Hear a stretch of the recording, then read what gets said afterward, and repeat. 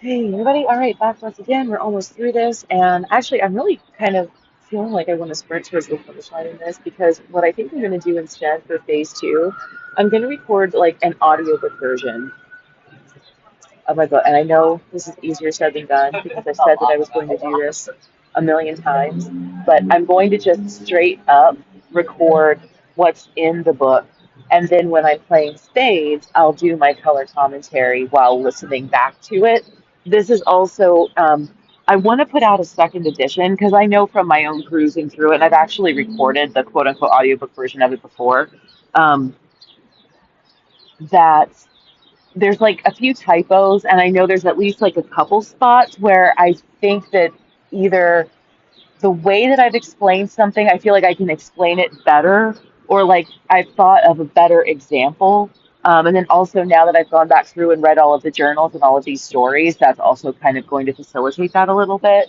So this is an ongoing and morphing project, and it was always intended to both be that as well as therapeutic. And so, yeah, I mean, it's just like as far as I'm just working through all of this, both materialistically and like just psychologically, therapeutically. Sorry, I'm distracted. That's a really nice sports car. So you here have like really nice, and they literally just like drive their Ferrari to the Whole Foods. And then it wasn't a Ferrari though; it was just like one of the new Corvettes or something. But I don't know. Spiky cars are always cool. But every once in a while, like you'll see somebody just cruising around town in their Lotus and stuff like that. And it's just, it is what it is. But anyway, so let's just dive into this is 4 or 15. He always asks me what I want to eat for dinner. I hate this for so many reasons, including but not limited to not wanting to eat the same things he eats. I mean, seriously, he asks me what I want to eat for dinner, and when I tell him over and over again that I don't care for corned beef, he insists on surprising me with it and not knowing how much money there is to shop with. This is because I also noticed there are some greatest hits. Right? There are some stories that have either I've been inspired to tell them by other things and then they also appear. Like I feel like I tried to tell him I don't care for corned beef, and the more I tried to set that boundary, the more he just tried to violate it. Is like one of the top five. Like I said, like there's definitely some greatest hits in here, and that's what I mean when I say like as far as examples of things for the book itself. Um, this will help facilitate making sure that I've chosen the actual like best instances, right, to exemplify my thesis, right? So there's that. Similar to the rose problem in anecdote number 4, how am I supposed to select something when I don't have any parameters for that selection?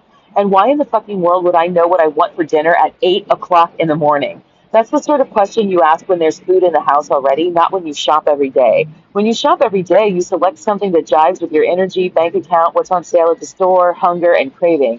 I feel like this is the sort of thing that one kind of just knows through attention, experience, and simple intuition about flow and efficiency and how things work, which is something that he has demonstrated a severe lack of in many facets and on several levels.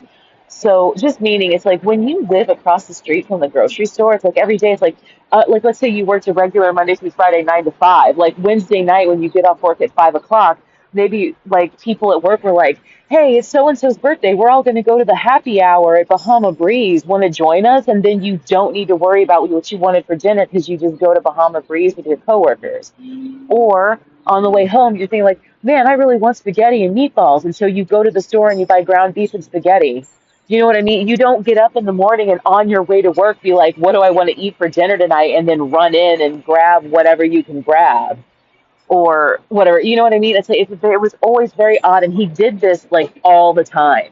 The first thing every day he would ask me is like, oh, well, think about what you want for dinner tonight. And it was just like, are you fucking serious? Like, there was two angles to this, right? Either because I'm overweight, he thinks I think about food all the fucking time, or that like I'm always hungry, or that like this it's just like very, very narrow-minded view of the world, right? Which is that falls in line with everything else, right? Or for some reason he thought that this was like an efficient way of going about things. Like speaking of nice cars, G-Wagon, G-Wagon, G-Wagon, G-Wagon, all the housewives pulling up. Whee! There's a lot of those here too. Anyway, um, I don't get the appeal other than it actually looks like a 6 foot tall person could stand up inside of them. I mean, maybe that's the appeal, right? I don't know. Anyway, um, But the other, yeah, so I think that maybe for some reason he thought it made him seem responsible, right? That it's like, oh man, first thing in the morning, I'm thinking about what we got to get done today, and the only thing on my agenda I really need to do is eat dinner. Like, I don't know, eat a meal. Like, I don't know. But like I said, it just got really irritating because it's like the way that he would phrase it as far as like, oh, like think about what you want to eat for dinner tonight at 8 o'clock in the morning. Like, bitch, I don't need all day to think about this. And you don't need to remind. But yeah, so there's that. I do feel like mentally this has actually helped me a lot because I'm feeling a lot more laughing at him and the whole situation as opposed to feeling aggravated and like violated. Like I still feel aggravated and violated by it, but at least I feel like it's just because I'm intellectualizing it, right? It's a defense mechanism and just like the doing something with the experience. It's very, oh, silver lining, or like, look at the bright side. Like, at least you have something to write about that'll resonate with people. Like, wow, that's cool, but you didn't need to fucking force this on me. Whoever the hell the powers that be of this bullshit really are. Whether it's just, it's God, oh, and it's just shit happens. Or whether or not the Fight Club conspiracy theories, too. Um, yeah. Anyway, that being said, right, it's like I said, it's like I just, it's helping. But what would really help would be knowing the truth and actually being able to get revenge or be compensated and debriefed. Like I feel like I'm waiting to like wake up and I'm actually like inside a conference room surrounded by people in suits and lab coats being told like congratulations, the experiment is over. Like but anyway, how about we have steak for dinner? He asked. Sure, why not? He then starts to make a list. So we need steak, potato. No, wait, we have potatoes already. Veggies. What kind of veggies do you want?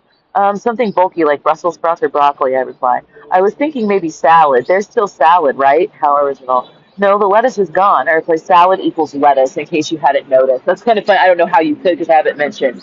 This is another thing too. There's a lot of things that I thought had been mentioned a billion times that haven't been mentioned yet at all. I think this is one of them. When he used the word salad, he meant lettuce specifically, not like some kind of like actual salad of like various ingredients. It's just what he called lettuce. Can you get some sour cream and cheese for the potatoes? I request. He hesitates. Hold on, as he grabs his sticky notes to make a list. The sprinkly cheese? Yeah. Okay, so we need steak, veggies. What kind of veggies did you want? You said salad, right? No, you said salad. I said Brussels sprouts or broccoli. I respond, unwilling to go along with this charade of making me succumb to what he wants by lying about what I said. So see, it's like it's the when you want to manipulate somebody, the easiest way to do it. It's kind of funny because I've gotten into The Amazing Race lately, and I was binging a few seasons, and then I finally was like, I wonder what's like if I go to Ranker to see like which ones are considered the most popular because I've not, like at this point there's what like 35 seasons, and I was just kind of watched the most recent one. And then wanted to watch one of them that was really popular. So I just Googled it and found a person who was like personally making their own list, and they said season seven was their favorite. So season seven is the one that has Robin Amber from Survivor in it, and I love Rob because I've watched a lot of Survivor, right? So I know enough there. And one of the things that was occurring to me watching him run the race, even just in the first couple of episodes, was that he's very good at getting people to do what he wants them to do by making them think that it's their idea. So the one that stands out was when they tried to make them eat like 4 pounds of meat. And he was like, if it's going to take me 3 hours to eat this, we should just take the penalty. I'm not eating all this crap. So they stopped. And then he proceeded to convince everybody else with that argument to just not even try to do the challenge. And so everybody just stayed in exactly the same place that they were. And it's like they didn't even notice that he was manipulating them, right? So this is one of his trying to do that, right? Where so you said salad, right? No, you said salad, and it's like this was literally 60 seconds ago, and I don't know why you would think that shit would work. But that's a really good kind of benign, if not boring, like example of gaslighting. I was like, but you said salad, right? No. All right.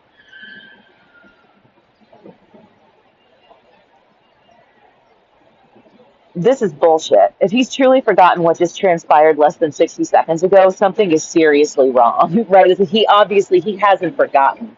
He's just being a dick.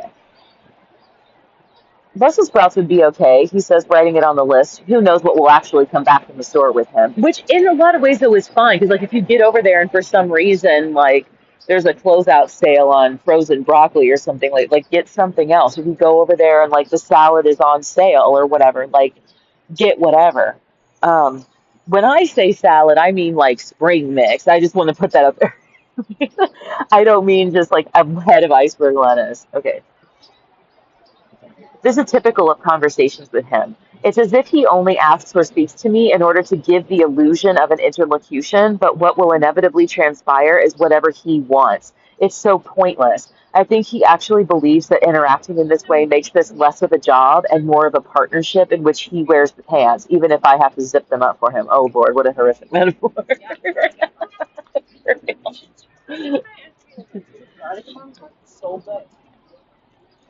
It reminds me of the fake marriage in Resident Evil, in which the wealthy married couple is just a front for guarding the entrance to the hive. Except in this situation, there's no way on earth anyone would actually believe we're romantically involved, right?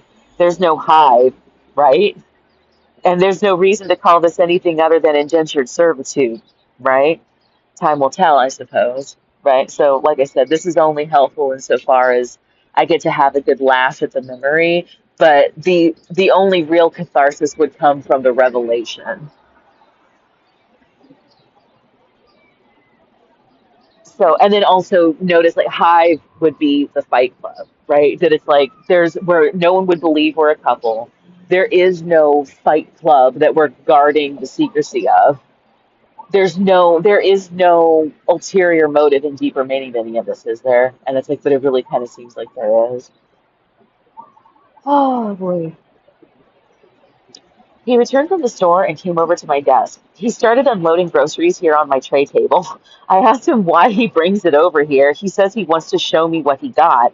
I tell him that I could see it perfectly fine from the kitchen where it belongs. It's unreasonable to bring it to my lap. I am convinced he thinks I'm blind. It can't possibly be. It's true. It can't possibly be that I'm not interested at all in this show and tell. He's a surprisingly good sport about it, though, and he shows me what he got: shredded cheese, sour cream, a bag of frozen broccoli florets, and steak. Right? I told you. I fucking knew it. I'm like, I promise I haven't been reading ahead on these. Like this whole situation for 5 years was just the same shit day in and day out that I can predict my own 3 paragraphs later after 5 fucking years. Like, it's stupid shit.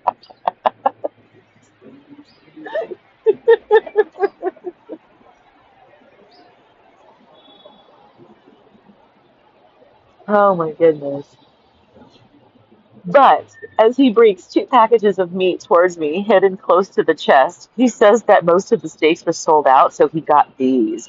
He shows me a package with a large 10-ounce sirloin steak. Thank God we don't have to have ribeye again. So I don't know if I've ever mentioned, but I grew up on a grass-fed Angus ranch, so like I'm not like a bougie steak snob or anything like that, but some of this shit would just get really irritating because every time we'd have steak and he was like, "Oh, get ribeye, it's the best," and like da da da da. It's not. I don't prefer it, right? It's like I've had every cut of beef 17,000 times. Like I don't. I have my own personal preference based on a lot of experience with quality beef. So so I don't know. It's like to have little Lord Fauntleroy trying to tell me what I should be eating when it comes to that was just really obnoxious. Definitely do prefer sirloin. Sirloin is typically the leanest cut as well, so and it's like the most quote unquote meat um, and whatnot. So anyway, I'm just saying. And then I actually T-bone is my favorite because I like gnawing on the bone. Just coat it in a shit ton of black pepper and char the ever living fuck out of it. That's my jam. The bone, not the steak. Okay, anyway, I'm gonna hear all of you. "Oh, well done, steak. The bone, genius. The bone. Okay, anyway. Oh, that's a greatest like, I am convinced he thinks I'm blind. There's something about that sentence right there that made me think of that reel or the gag where the cat is in its journal. Like I'm convinced that the human thinks that whatever. I don't know. Anyway, um, that might be that a reel to start this one with. Then is going to be the how to share and even hunt. That's probably my favorite cat reel of all time. Okay. Anyway. So one package with a large 10-ounce sirloin steak. Thank God we don't have to have ribeye again. And a package with two small 4-ounce sirloin steaks. Little to no marbling, just beautiful, lean, bright red steak. Did I mention I'm thrilled that we aren't having ribeye again? I instruct him to put the package with two steaks in the freezer, and I will make the larger steak tonight along with some shrimp. He's happy, I'm relieved, and we can just continue on with our day. Later on, I will realize that I need more steak sauce as an excuse to go to the store and treat myself to a bottle of vodka. Yay! Good for me.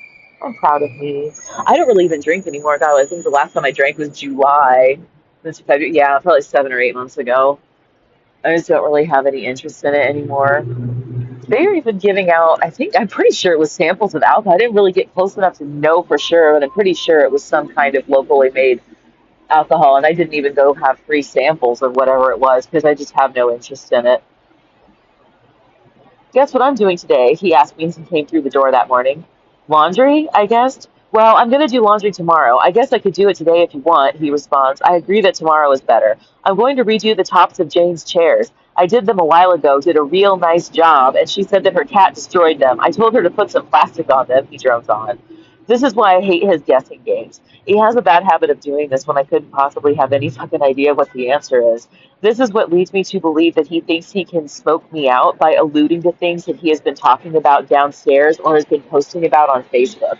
So that's kind of like that's the wink. Like this is your invitation to guess what I've already told you in the phony accounts on Facebook, right? So it's like if he thinks I'm Jane Doe with the unicorn profile picture on Facebook, and we were DMing last night about doing laundry tomorrow because today he's going to reupholster Jane's chairs, then when he comes up and asks me, guess what I'm going to do?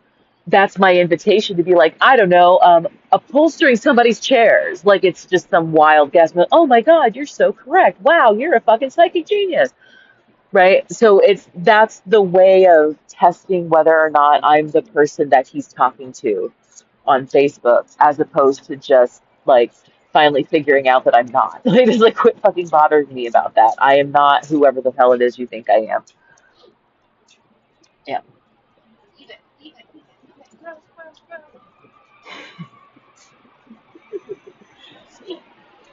So I know it's far-fetched, but it's the only reasonable explanation that gives him the benefit of the doubt that he's not completely stupid. Right. So when I said, what was the anecdote that was literally titled, like, why is giving you the benefit of the doubt so hard? Right. That in order to rationalize the weird stuff that he does, the imagination has to go so far-fetched in order to come up with a possible world in which what he's doing isn't just irritating and really fucking stupid. And no, don't get me wrong. So, like, I do understand. Sometimes, like, people just have their ways of talking about stuff. Like that, maybe for him, it's just like something he says all the time and doesn't realize that it's actually kind of irritating. But he would actually want me to guess, right? Because I feel like people who do that, they're just like, "Hey, guess what? I'm going," and they just finish the thought, right? It's just a vocalizing tick. They don't actually expect you to guess. He would actually expect me to guess. Um, Hang on, I'll be right back. Jimmy wants to use my cart, he says to me as he puts his coffee down next to his computer. That's a hang on was another one, too. This is not the first time I have been asked to hang on, but I'm not waiting for anything from him. I even called him on it once. I asked him back what I was supposed to hang on to. He looked confused, so I clarified. What am I hanging on to? He stumbled over his words, mumbling something as he walked off. So, like, basically just being a smartass, right? Like, oh, hang on, I'll be right back. Hang on to what? Right? But also then implying, what am I hanging on for? What do you want me to wait for you to come back for? right? And he doesn't have an answer. And so there's one, so, and actually, this is a perfect way of explaining what I mean when I say like giving him the benefit of the doubt takes a lot of imagination. So, like I said, on the one hand, it's just a weird little vocally thing, and he hasn't ever really been backed into this corner before to admit that it's kind of a weird thing to say. Oh, hang on, I'll be right back. Like, I didn't even give a shit you come home. So, like, why are you telling me to hang on? You'll be right back. But on the other hand, if he thinks that I wait for him to come back and get on Facebook to do whatever's going on, he's asking me to wait for him to get back before I start playing the game. Like maybe he, like, it's like if you thought someone was your bridge partner or your spades partner or something to that effect. And oh, hell, like, hold on, I'll be right back. Jimmy just wants to borrow my card. But I'm not the person that he's playing with, right? You see how though like that requires so much imagination because I've had to invent all of these scenarios. Here, the funny thing though is I've noticed at least I've been spending a lot more time on social media lately, period, and just kind of like looking at and for things like this. But I've noticed that people really do this a lot though. They embellish a lot of details in order to like say what they want to say or some shit. So okay, so this person had posted a meme that was about how like the IRS tax code in the United States is like 14,000 pages long or something, and that Stephen Hawking only needed 224 pages to explain the universe. And A Brief History of Time is one of my favorite books. It's actually a pretty easy read because Stephen Hawking is a really good author. Um, and it's a subject that I'm extremely interested in. So I genuinely found it to be an easy read, and I think I blasted through it in just like an afternoon. Because the book, depending on the font and the size of the book, because there's plenty of different editions of it, right, is actually only around 200 pages long, which is pretty short, right? So I replied to this meme, and I was like, yeah, I was like, some versions are only around 200 pages long. Um, and it's a really easy read too. You can probably get through it in an afternoon. It's one of my favorite books. This person or bot, whatever the fuck, replied to me and said, Cliff's notes are for students who want to slough off their work. Slough, Sluff, off their work teaches nothing. And I'm like, you've got to be kidding me.